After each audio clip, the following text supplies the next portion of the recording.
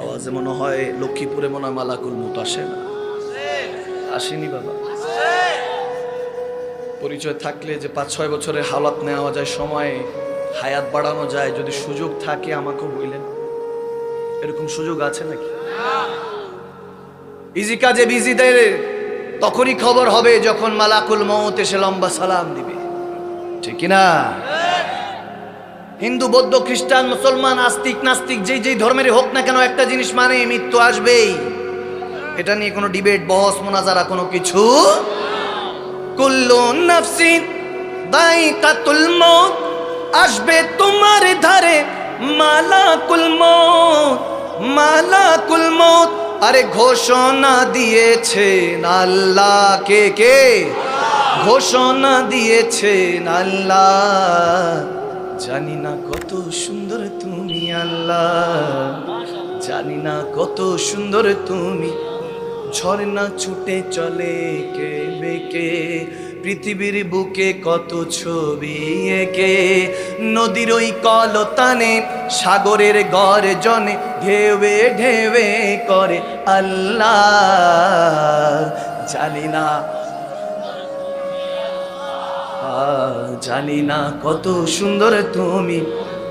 আরে কেউ শুয়ে রয় পথের পথে, কেউ বা আবার চুই মারতে, কেউ বা আবার চুই মারতে। কেউ শুয়ে রয় পথের পথে, কেউ বা আবার চুই মারতে, ইমারতে। সবই ক্ষণিকেরই পথে চলা। জানি না কত সুন্দর তুমি আল্লাহ, জানি না কত সুন্দর।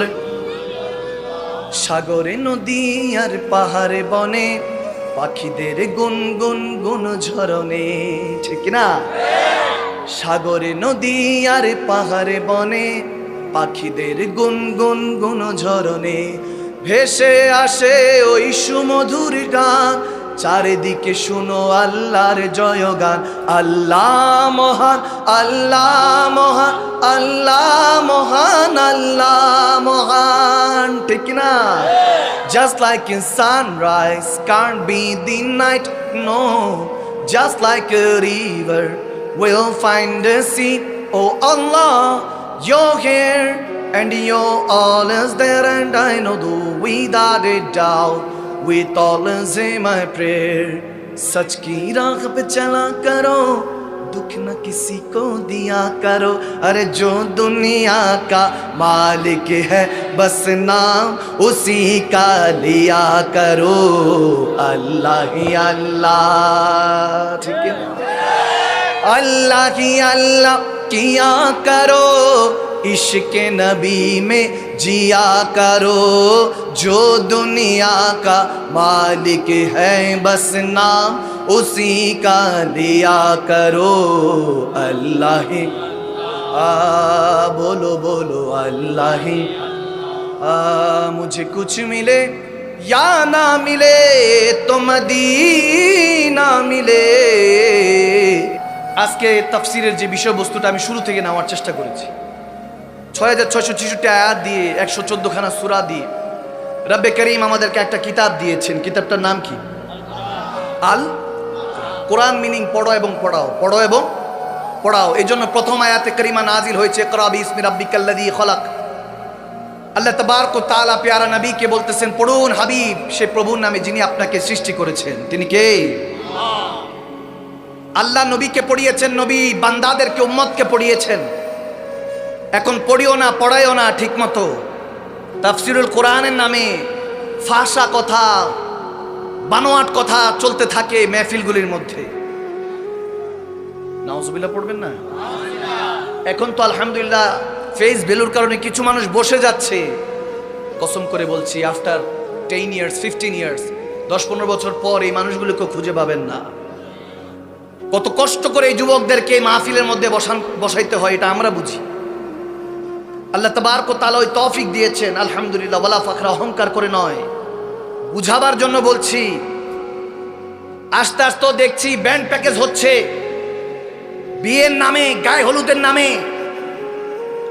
আমার নবীর সুন্নতের উপর তলোয়ার চালানো হচ্ছে, বলনে वाला নেই।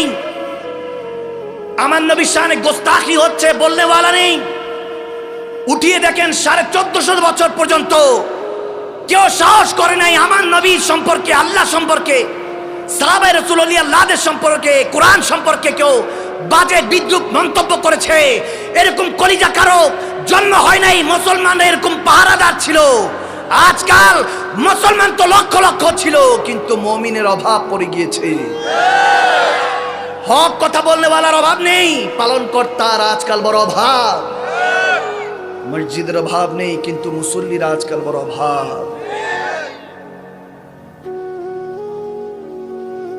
আখেরি জামাতে বসছে, আপনাকে কংগ্রাচুলেশন, আপনাদেরকে মোবারকবাদ জানাচ্ছি।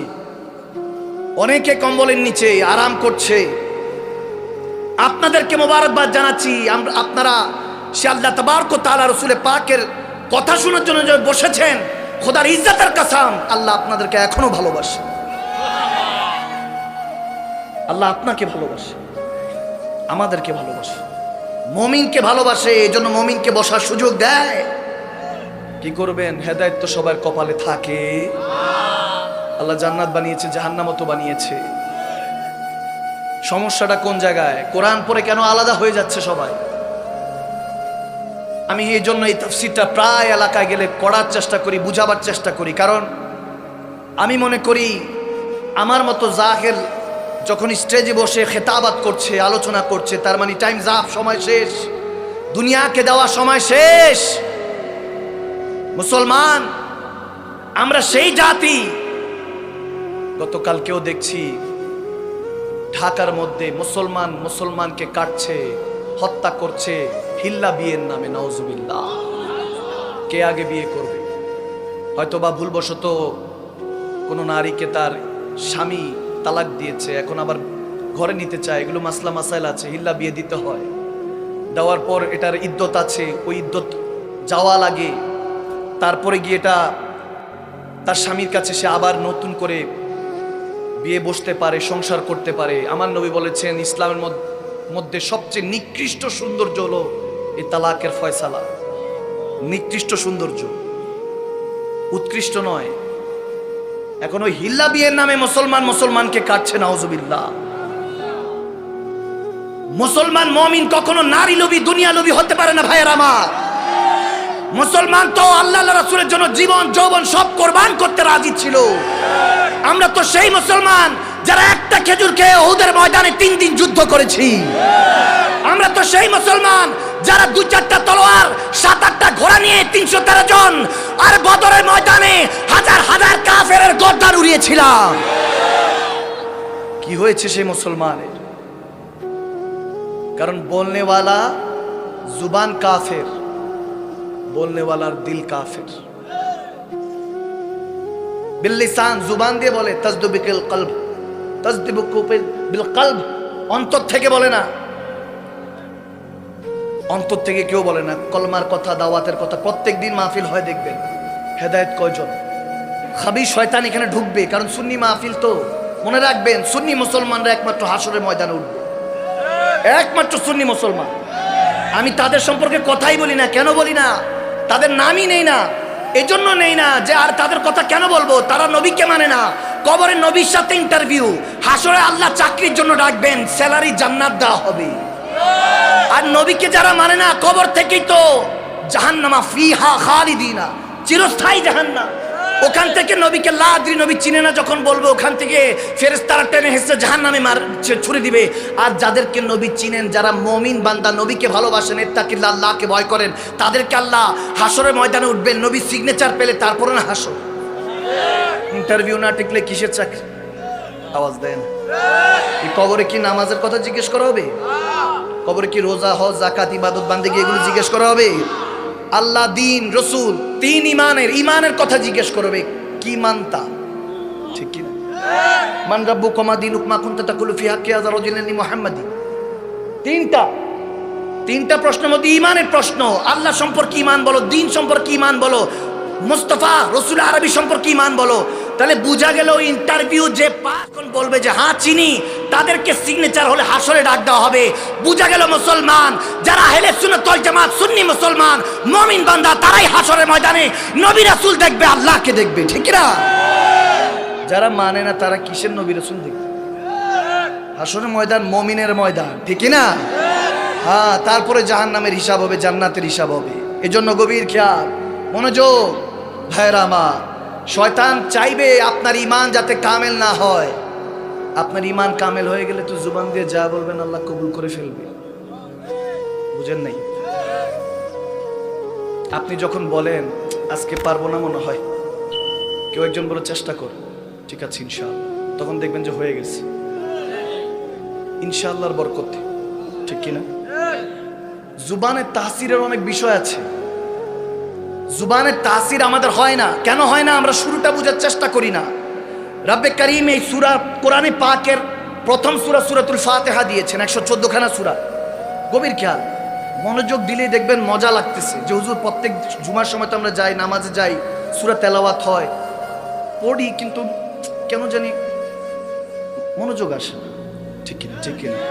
অনেকে আমার কাছে প্রশ্ন করে, বলে হুজুর চাই, চেষ্টা করি, কিন্তু মনোযোগ আসে না। তখন আমি তাদেরকে বলি, দেখেন মনোযোগ তখন আসবে যখন ভালোবাসা মন টু মন, দিল টু দিল, হার্ট টু হার্ট কানেক্টেড হয়, ঠিক কিনা? ঠিক কিনা? এখন যদি কেউ ফোন দেয়, ফোন দিয়ে যদি বলে চিং চুং পান, গালি তো একটাও থাকবে না, কি গস? এখন যদি চায়নার কথার কথা, চাইনিজ মানুষ আরেকজন যদি বলে হ্যাঁ চাং চুং চিং, সে তারা বুঝেছে, কিন্তু আমরা তো হেসেছি, ঠিক কিনা? কারণ ভাষা বুঝি না, এই জন্য এটার মধ্যে মজা লাগে না, বুঝে আসে না। কোরআন তো এরকম, বুঝি না আল্লাহ কোরআনে কি পড়ছে। এখন সূরা তেলাওয়াত হচ্ছে, সূরা ফাতিহা, অন্য সূরা তেলাওয়াত হচ্ছে, অর্থ জানি না, এই জন্য প্রেমও হয় না, ঠিক কিনা? যে হুজুর প্রত্যেক রাকাতে আল্লাহ সূরা ফাতিহা কেন রেখেছে? যে কোনো সূরা আমরা মিলাই পড়তে হবে, কিন্তু সূরা ফাতিহা প্রত্যেক রাকাতে রেখেছে। সূরা ফাতিহা ছাড়া কোনো নামাজ আদায় হয়? আওয়াজ দেন, হয়? কেন? ওয়াই? আল্লাহ কেন রেখেছেন? আবার সূরা ফাতিহা নামাজের শুরুতে, কোরআনের শুরুতেও সূরা ফাতিহা, ব্যাপার কি? মানে বিষয়টা কি? এখন হ্যাঁ, সূরাতুল ফাতিহা উম্মুল কোরআন বলা হয়, এটা কোরআনের মা বলা হয়। সূরা ফাতিহা 7 আয়াত, আলহামদু থেকে ওয়াদুল্লাহ দোয়াল্লিন পড়বেন, 7 আয়াত পড়ার কারণে আল্লাহ কোরআনের পুরো সওয়াব দিয়ে দেয়। সুবহানাল্লাহ। দুনিয়া তো একটা শহর আছে যেটাকে মূল শহরের, সব শহরের মূল বলা হয় উম্মুল কোরা, সেটা হলো মক্কা নগরী। সুবহানাল্লাহ বলেন। তো সব কিছুরই মূল আছে, তেমনি ভাবে আমার আল্লাহ বলতেছে আন-নবী উম্মি, আমার নবী হলেন উম্মতের মূল। সুবহানাল্লাহ। কিন্তু যারা বুঝে না তারা বলে আমার নবী হলেন ইলিটারেট, মূর্খ। নাউজুবিল্লাহ। আছে কি না? আছে। সুম্মা মা'আজাম, আল্লাহর শান বাড়াতে গিয়ে নবীর শান কমিয়ে ফেলে। তুমি আল্লাহর শান বাড়াতে পারবে না, মালিক ও খালিকের শান বাড়ানো সম্ভব না। বাড়ানো শুধু মালিক ও খালিকের নয়, আমার নবী মুস্তাফার শানও বাড়ানো সম্ভব। আল্লাহ বাড়িয়ে দিয়েছেন, ওরা ফায়না লাকা যিকরা। আল্লাহ বড় হয়ে যখন শান বাড়িয়ে দেয়, আমরা কমাবো কিভাবে, বাড়াবো কিভাবে, ঠিক না? জিজ্ঞেস করলাম আল্লাহ সূরা ফাতিহা প্রত্যেক আয়াতের, প্রত্যেক নামাজের মধ্যে, প্রত্যেক রাকাতে কেন তেলাওয়াত করতে হয়? বলে ওই 7 আয়াতের মধ্যে আমি এমন এক ফজিলত রেখেছি, যখন আলহামদু থেকে ওয়ালাদ দালিন পর্যন্ত পড়ো, এই 7 আয়াত তুমি যখন পড়ো, অন্য সূরা পড়ো, রুকু পড়ো, সেজদা যখন যাও, তোমার সেজদা তখন আদায় হয় 7 হাড্ডি, 2 পা, 2 টাকনুর গোড়ালি, 2 হাত এবং মুখমণ্ডলের এই হাড্ডির অংশটুকু, 7 হাড্ডির উপরে যখন তুমি 7 আয়াত কোরআন তেলাওয়াত, রুকু সেজদার মাধ্যমে যখন নাক তারপর কপাল লাগিয়ে সুবহান রাব্বিল আলা পড়ো, ওই 7 আয়াতের সূরা ফাতিহার বরকতে আমি 7টা জাহান্নামের আগুন তোমার জন্য হারাম করে দিই। সুবহানাল্লাহ।